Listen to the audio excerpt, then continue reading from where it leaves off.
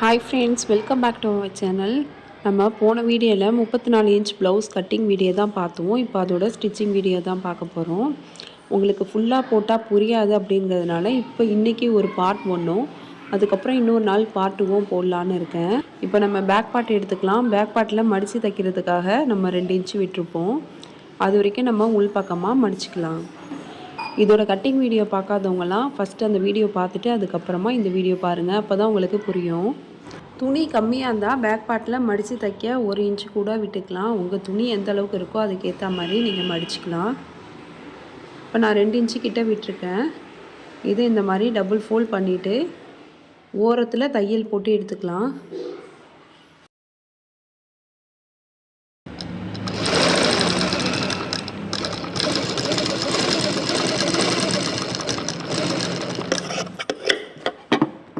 இப்போது பேக் பார்ட்டில் கீழே நம்ம மடித்து ஸ்டிச் பண்ணியாச்சு. இந்த மாதிரி நம்ம ஓரத்தில் தையல் போட்டிருக்கணும். இதுக்கப்புறம் பேக் பார்ட்டில் டாட் பிடிச்சிக்கலாம். ஷோல்டரோட சென்டரை பிடிச்சிக்கலாம். பிடிச்சிட்டு அதுக்கு நேராக கீழே எந்த இடத்துக்கிட்ட வருதோ அந்த இடத்துக்கிட்ட இந்த மாதிரி மடிச்சிக்கலாம். மடிச்சிட்டு ஒரு 1/2 இன்ச்சை விட கொஞ்சம் குறைவான அளவில் டாட் பிடிச்சிக்கலாம்.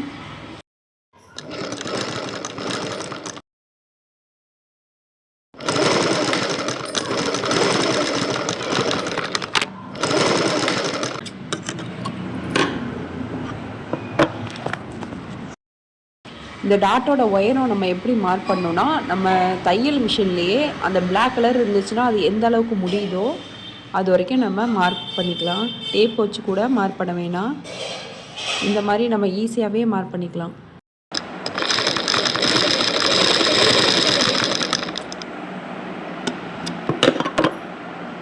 இப்போது பேக் பார்ட்டை ஃபினிஷ் பண்ணியாச்சு. பேக் பார்ட்டில் சிம்பிள் தான். கீழே வந்து நம்ம மடித்து தைக்கணும். அதுக்கப்புறம் 2 டாட் பிடிக்கணும். அவ்வளோதான் பேக் பார்ட்டில். நம்ம எந்த அளவுக்கு தையலுக்காக விட்டோமோ அந்த அளவுக்கு மடித்து தைச்சோன்னா இதில் எந்த மிஸ்டேக்கும் வராது. இதுக்கப்புறம் ஃப்ரண்ட் பார்ட் எப்படி ஸ்டிச் பண்ணுறதுன்னு பார்க்கலாம். இப்போது ஃப்ரண்ட் பார்ட்டில் ஒரு சைடு எடுத்து எப்படி ஸ்டிச் பண்ணுறதுன்னு காட்டுறேன். இந்த மெயின் டாட் எடுத்துக்கலாம். அதோட சென்டரை இந்த மாதிரி பிடிச்சிக்கலாம். நம்ம நாட்சஸ் கட் பண்ணியிருப்போம்ல, அதில் சென்டரை வந்து கரெக்டாக பிடிச்சிக்கலாம். இப்போ இதுலேருந்து இது வரைக்கும் நம்ம ஸ்டிச்சஸ் போட்டுக்கலாம். கரெக்டாக சென்டராக வச்சுட்டு அதுக்கப்புறமா ஸ்டிச்சஸ் போடலாம்.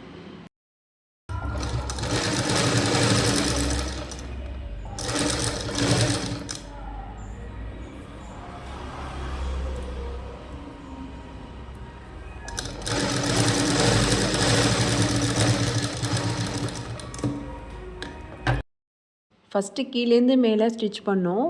அதுக்கப்புறமா ப்ளவுஸ் வந்து திருப்பிட்டு இன்னொரு தையலும் போட்டாச்சு. இதுக்கு நம்ம பேக் ஸ்டிச் எதுவும் போடலை. 2 தையல் போட்டிருக்கோம். இந்த ஒரு டாட் மட்டும் நம்ம இப்போ பிடிச்சிருக்கோம்.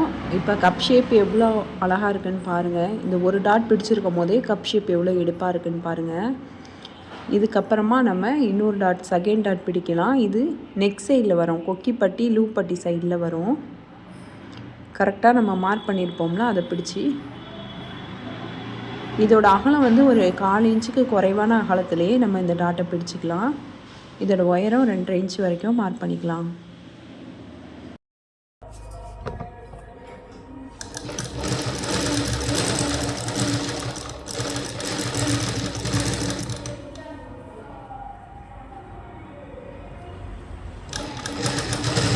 இந்த டாட்டுக்கும் நம்ம 2 ஸ்டிச்சஸ் போட்டுக்கலாம்.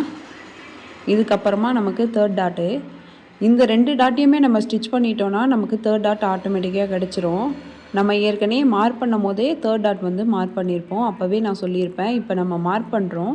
ஆனால் ஸ்டிச் பண்ணதுக்கப்புறமா இந்த 2 டாட்டை பிடிச்சிட்டு சென்டர் எங்கே வருதோ அங்கே தான் ஸ்டிச் பண்ணுவோன்னு. இப்போ பாருங்கள், இந்த 2 டாட்டையும் நம்ம கரெக்டாக பிடிச்சோம்னா இந்த மாதிரி மடிப்பாக வரும். சென்டரில் சுருக்கம் இல்லாமல் கரெக்டாக வரும். அப்படி இருக்கும் போது தான் நமக்கு அந்த டாட் கரெக்டாக இருக்கும். நம்ம இந்த இடத்துக்கிட்ட மார்க் பண்ணோம். ஆனால் துணி எந்த இடத்துக்கிட்ட மடிச்சிருக்குன்னு பாருங்கள். அதுதான் கரெக்டான டாட். இங்கே தான் நம்ம கரெக்டாக 3rd டாட்டை பிடிக்கணும். இதுலேருந்து இது வரைக்கும் நம்ம ஸ்டிச் பண்ணிக்கலாம். இந்த மெத்தடில் நம்ம ஸ்டிச் பண்ணும் போது டாட்டோட ஷேப் பர்ஃபெக்டாக கிடைக்கும்.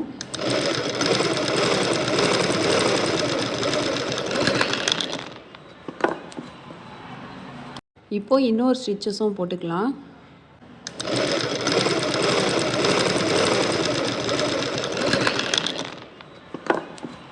இப்போ டாட் பிடிச்சாச்சு, 2 பக்கமும் இதே மாதிரி நம்ம டாட் ஸ்டிச் பண்ணியாச்சு. இப்போ இந்த மாதிரி தான் இருக்கும். இதுக்கப்புறமா நம்ம பட்டி ஸ்டிச் பண்ணி இது கூட ஜாயின் பண்ணணும். கப் ஷேப் எப்படி பர்ஃபெக்டாக இருக்குன்னு பாருங்கள். நம்ம துணியை பெரட்டி போட்டால் கூட அந்த கப் ஷேப்பு மடங்காமல் எப்படி ஸ்டிப்பாக இருக்குன்னு பாருங்கள். இந்த மாதிரி ஸ்டிச் பண்ணோம்னா நமக்கு கப் ஷேப் பர்ஃபெக்டாக கிடைக்கும். இப்போ இந்த 2 டாட்டும் சமமாக இருக்கான்னு பார்த்துக்கலாம். அதே மாதிரி நெக்கும் சமமாக இருக்குது. இதுக்கப்புறம் நம்ம பட்டி ஜாயின் பண்ணிக்கலாம். பட்டி வந்து 2 துணியாக நம்ம ஸ்டிச் பண்ணிக்கலாம்.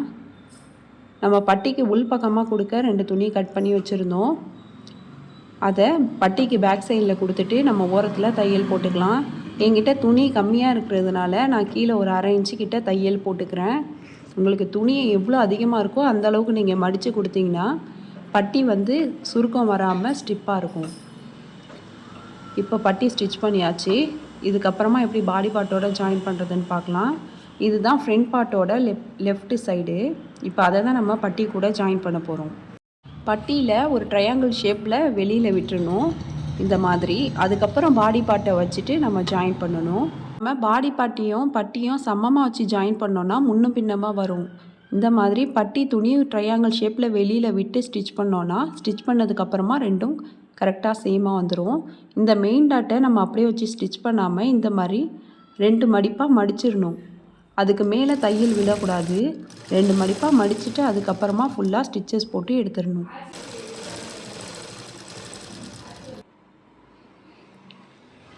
நம்ம மெயின் டாட்டோட துணியும் சேர்த்து ஸ்டிச் பண்ணிட்டோன்னா கப் ஷேப்பு அமுங்கின மாதிரி இருக்கும், பர்ஃபெக்டாக கிடைக்காது. இப்போ நம்ம 2 பக்கமும் பட்டி ஜாயின் பண்ணியாச்சு.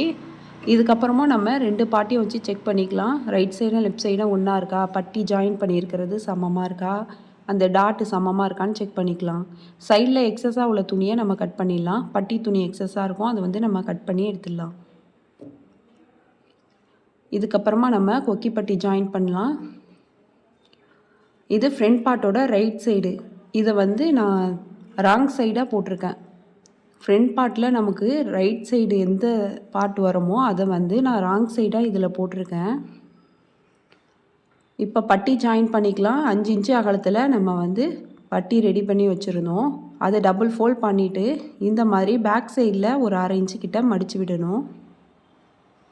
இந்த மாதிரி வச்சு நம்ம ஸ்டிச் பண்ணும்போது நமக்கு அந்த நூல் பிசுறு தெரியாது. அதனால தான் பேக் சைடாக மடித்து விட்டு ஸ்டிச் பண்ணுறது.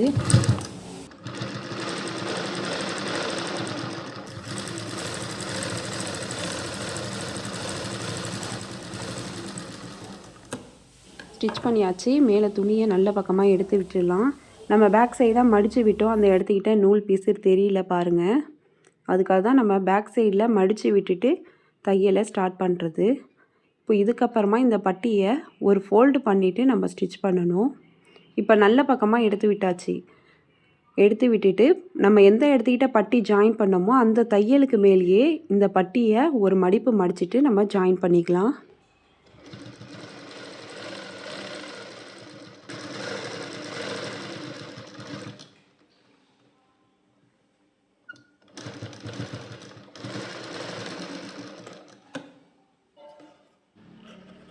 பட்டி ஸ்டிச் பண்ணியாச்சு. இதுக்கப்புறம் எக்ஸஸாக உள்ள துணியை கட் பண்ணிடலாம். இப்போ ஃப்ரண்ட் பார்ட்டோட ரைட் சைடில் நம்ம ஐப்பட்டி ஸ்டிச் பண்ணியாச்சு. ஃப்ரண்ட் பார்ட்டோட லெஃப்ட் சைடு எடுத்துகிட்டு ரெண்டும் கரெக்டாக இருக்கான்னு செக் பண்ணிவிட்டு அதுக்கப்புறமா கொக்கி பட்டி ஸ்டிச் பண்ணிக்கலாம்.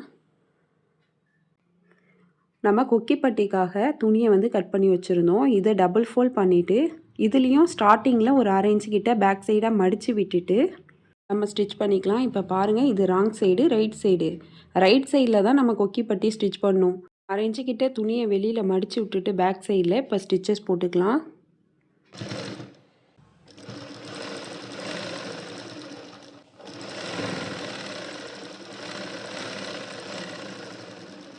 ஐப்பட்டியை நம்ம ராங் சைடில் வச்சு ஸ்டிச் பண்ணி நல்ல பக்கமாக எடுத்து விட்டோம்.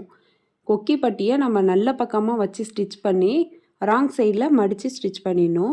இப்போ நம்ம கொக்கி பட்டி ஜாயின் பண்ணிக்கி கொக்கி பட்டி ஐப்பட்டி ரெண்டும் சமமாக இருக்கான்னு செக் பண்ணிக்கலாம். அதுக்கப்புறமா நம்ம உள் பக்கமாக துணியை மடித்து ஸ்டிச் பண்ணலாம். நம்ம இந்த இடத்துக்கிட்ட தான் கொக்கி பட்டி ஜாயின் பண்ணியிருக்கோம். அது வரைக்கும் துணி உள்பக்கமாக நம்ம மடித்து ஸ்டிச் பண்ணணும். அந்த தையல் வரைக்கும் நம்ம உள்பக்கமாக மடிச்சிடணும். 2 மடிப்பாக மடித்தாச்சு. இதுக்கப்புறமா நம்ம ஸ்டிச்சஸ் போட்டுக்கலாம்.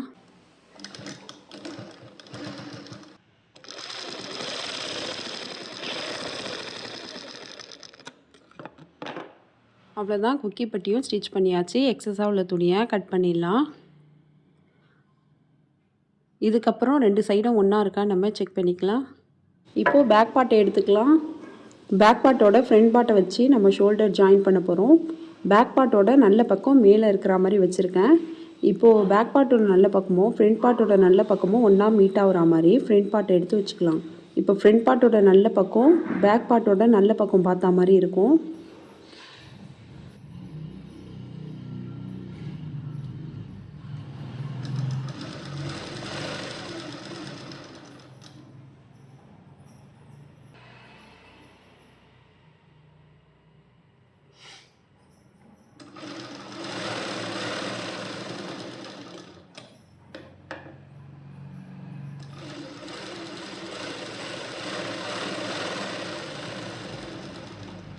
இப்போ நம்ம ஷோல்டர் ஜாயின் பண்ணியாச்சு. இதுக்கப்புறம் நம்ம ஸ்லீவ் ஜாயின் பண்ணி நெக்கில் கிராஸ் பீஸ் கொடுத்து எப்படி ஃபினிஷ் பண்ணுறது, அதுக்கப்புறம் சைட் ஜாயின் எப்படி பண்ணுறது அப்படிங்கிற வீடியோ நெக்ஸ்ட் அப்லோட் பண்ணுறேன்.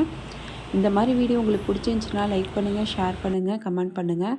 மறக்காமல் சிபி சாய்ரா சேனலை சப்ஸ்கிரைப் பண்ணிவிட்டு பக்கத்தில் உள்ள பெல் ஐக்கானை கிளிக் பண்ணிவிடுங்க. இந்த வீடியோ உங்களுக்கு பிடிச்சிருந்துச்சுன்னா ஹைப் பண்ணிவிடுங்க. தேங்க்ஸ் ஃபார் வாட்சிங்.